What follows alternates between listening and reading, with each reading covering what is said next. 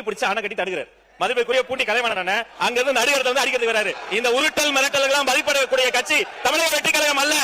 இது போன்ற அநாகரிகமாக நாகரிகமற்று உருட்டுறது மிரட்டுறதுனாலதான் தமிழக மக்கள் தகுந்த தீர்ப்பு கொடுத்து அங்க உட்கார வச்சிருக்காங்க. தொடர்ந்து நான் பாத்துக்கிட்டே இருக்கிறேன்.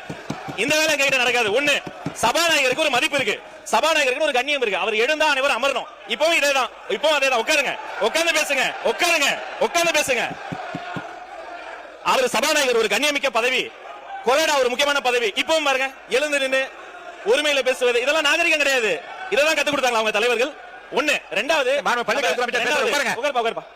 நம்முடைய சட்டமன்ற உறுப்பினர் அவருடைய முதல் அறிமுக உரை பேசுகிறாரு. இன்னும் கண்ணு உறுப்பினர்கள் பேசும்போது தங்களுடைய கருத்துக்களுக்கு ஆதாரத்தோடு பேசணும். ஆதாரம் கேட்கலாம். ஐந்து முறை அவர் அறிமுக உரையை குறுக்கீடு செஞ்சு 5 முறை பேசிட்டாங்க. அவர் பேசிய கருத்துக்களுக்கு இப்ப நான் பேசுறத இப்பெல்லாம் நாகரிகமா பேசாதீங்க. உட்காருங்க, உட்காருங்க, உட்காருங்க. அவர் பேசின கருத்துக்களுக்கு ஆதாரம் இருக்கான்னு கேட்கலாம். ஆதாரம் வந்து அவர் சபாநாயகர் கிட்ட கொடுக்கலாம். அதை விட்டுட்டு அதாங்க அவர் பேசின கருத்துக்கு சபாநாயகர் ஆதாரம் கேட்டு அவர் கொடுக்கட்டாங்க. அவரை பேச அனுமதிங்க.